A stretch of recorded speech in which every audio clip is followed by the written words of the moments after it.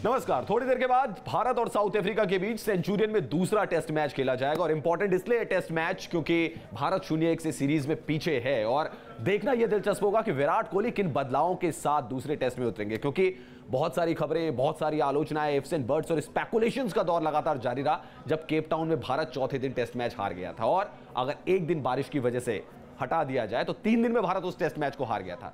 तो क्या बदलाव भारतीय टीम कर सकती है, इसके बारे में हम बातचीत करेंगे। हमारे साथ हमारे क्रिकेट एक्सपर्ट मनिंदर सिंह भी मौजूद है, लेकिन उससे पहले आपको दिखाते हैं साउथ अफ्रीका ने टॉस जीता है और केप टाउन में भी साउथ अफ्रीका ने टॉस जीता था, पहले बल्लेबाजी करने का फैसला किया था। और जो खबरें मिली थी पिच रिपोर्ट को देखकर उसमें भी ये लग रहा था कि शायद जो टीम टॉस जीतेगी पहले बल्लेबाजी करने का फैसला करेगी। लेकिन बड़ा सवाल यही है कि विराट कोहली किन बदलावों के साथ सेंचुरियन में उतर रहे हैं। पहले बल्लेबाजी करेगी साउथ अफ्रीका की टीम, टॉस जीतकर साउथ अफ्रीका ने फैसला किया। मनी सर, आपका कमेंट मैं इसमें चाहूंगा। टॉस जीता, शायद लग रहा है पिच अच्छी है बल्लेबाजी करने के लिए और बाद में दिक्कत होगी, जो चौथी इनिंग खेलेगा जैसे इंडिया को भी दिक्कत हुई थी, उस लिहाज से पहले बल्लेबाजी। बिल्कुल, देखिए जिस तरह से पिच रिपोर्ट में देखा था हमने, सुनील गावस्कर जो बता रहे थे कि पिच काफ़ी ड्राई है और तीसरे चौथे दिन इसमें स्पिन भी हो सकती है। यानी कि अगर स्पिन वाली बात कर रहे हैं तीसरे चौथे दिन साउथ अफ्रीका की पिच के ऊपर, तो आप ये अंदाज़ा लगा लीजिए कि दोहरा उछाल होने वाला है पिच में। ऐसे में बिल्कुल आपने सही कहा, चौथी इनिंग्स में बैटिंग करना बहुत मुश्किल हो जाएगा।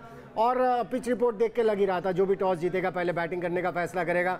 कोशिश यही होगी 400 के करीब स्कोर बनाया जाए जिससे कि दबाव बनाया जा सके। सो ये एडवांटेज तो साउथ अफ्रीका को मिला। और जो खबरें आ रही है वो है कि 3 बदलाव विराट कोहली ने किए हैं सेंचुरियन की प्लेइंग 11 में। शिखर धवन की जगह आ गए लोकेश राहुल, पार्थिव पटेल भी टीम में आ गए और ईशांत शर्मा आ गए हैं भुवनेश्वर कुमार की जगह। तो 3 बदलाव यहां पर नजर आ रहे हैं। लेकिन मनी सर, मैं शुरू करूंगा टॉप ऑफ द ऑर्डर।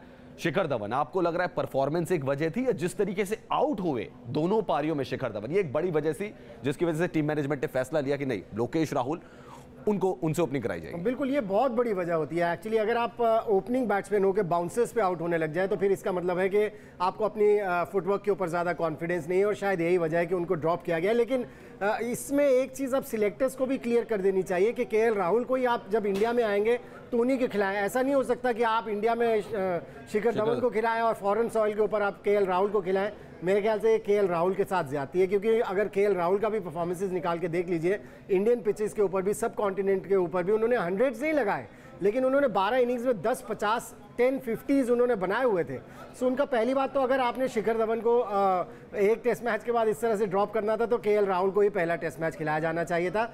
वहाँ पर गलती हुई है। लेकिन अब ये है कि बैक करना पड़ेगा, आप जिसको भी मौका दें उसे बैक करें और कोच का काम जो है वो है मोटिवेट करने का, क्योंकि हमारे खिलाड़ियों की मोटिवेशन थोड़ी सी कम दिखी थी पहले टेस्ट मैच में। मनी सर, एक बार फिर रहाणे प्लेइंग 11 में नजर नहीं आ रहे और बीते जो 4 दिन रहे हैं जब से केप टाउन टेस्ट खत्म हुआ, सेंचुरियन की हमने बात शुरू की, और चारों दिनों का जो डिस्कशन अगर हम निकाल के देख लें, यही नहीं बल्कि न्यूज़पेपर्स में भी, मीडिया में, वो अजिंक्य रहाणे के इर्द गिर्द घुमा है। और कल शायद विराट कोहली ने एक इंडिकेशन दे दिया था कि नहीं भाई, मेरी चॉइस तो रोहित शर्मा है, मैं वही खिलाऊंगा, आप सोचते रहिए आपको जो सोचना है। देखिए, अजिंक्य रहाणे के साथ भी मेरे ख्याल से ज्यादती हो रही है, क्योंकि टेक्निकली इतने साउंड है कि इस तरह की पिचेस के ऊपर जहाँ की अच्छा खासा उछाल है और साइडवेज मूवमेंट है, वो एक अच्छे खिलाड़ी हैं। लेकिन फिर वही बात होती है कि कैप्टन और कोच के ऊपर किसके ऊपर कॉन्फिडेंस है, और शायद रोहित शर्मा के ऊपर बहुत ज़्यादा कॉन्फिडेंस है।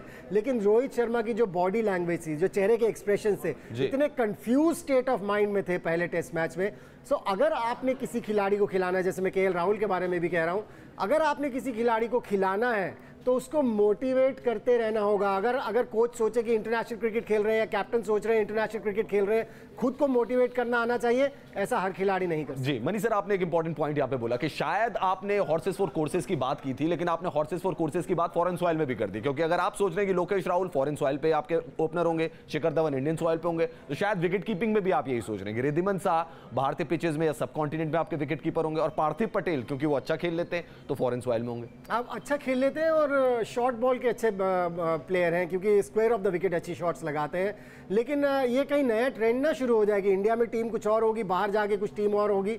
मुझे लगता है कि ये तो ज्यादती होगी खिलाड़ियों के साथ, क्योंकि अगर फॉरेन सॉइल के ऊपर कोई अच्छा कर रहा है और आप उसको इंडियन सॉइल के ऊपर नहीं खिलाएंगे ये कह के कि दूसरा खिलाड़ी उससे बेहतर परफॉर्म कर चुका है, तो ये थोड़ा सा ज्यादती होगी उस खिलाड़ी के साथ जिसको आप डिफिकल्ट कंडीशंस में खिला। मनी सर, क्या बहुत ज्यादा दिमाग विराट कोहली को बॉलिंग में भी लगाना पड़ा? क्योंकि आपने कहा था पहले टेस्ट में ही कि केप टाउन में कि ईशांत शर्मा उस जगह पर होने चाहिए। यहां पर भी जो विकेट नजर आ रहा है, जो कि पिच रिपोर्ट में भी बताया गया कि बाउंसी विकेट है, शायद ईशांत शर्मा जैसे गेंदबाज वहां पर अच्छे हो सकते हैं, मददगार हो सकते हैं भारतीय टीम के लिए। लेकिन ड्रॉप किसको किया गया? ड्रॉप किया गया भुवनेश्वर कुमार को, जिन्होंने केप टाउन में आपको अच्छा स्टार्ट दिलाया था। और यहां पर भी क्योंकि आप पहले गेंदबाजी कर रहे हैं, आपको भुवनेश्वर कुमार जैसा गेंदबाज चाहिए होगा। रवीश देखिए, पहले टेस्ट मैच के बाद पूरा टेस्ट मैच जब खत्म हो गया उसके बाद पता चला कि थोड़ी सी कुछ इंजरी प्रॉब्लम थी ईशांत शर्मा को, जिसकी वजह से उनको नहीं खिलाया गया और उनकी जगह पर भुवनेश्वर कुमार को खिलाया गया था। सो वो बड़ा क्लियर थॉट है कैप्टन का, कोच का, कि भुवनेश्वर कुमार को ईशांत शर्मा की जगह खिलाया गया था। अब ईशांत शर्मा 100% फिट है, वो एक एडवांटेज ले सकते हैं क्योंकि 6 फुट 4-5 इंच उनका कद है। जिस हाइट से बॉल आएगी परेशान करेंगे साउथ अफ्रीका के बैट्समैन को, खासतौर से इस तरह की पिचेस के ऊपर जहां अच्छा खासा उछाल है। सो वो क्लैरिटी ऑफ माइंड है कि ठीक है भुवनेश्वर कुमार ने परफॉर्मेंस की है लेकिन उनकी जगह पर ईशांत खेले थे, ईशांत अब फिट है, उनको हमें खिलाना ही है, तो भुवनेश्वर को बाहर। चलिए, बल्लेबाजी को लेकर विराट कोहली ने क्या कुछ कहा था टेस्ट मैच शुरू होने से पहले, वो आपको सुनवाते हैं।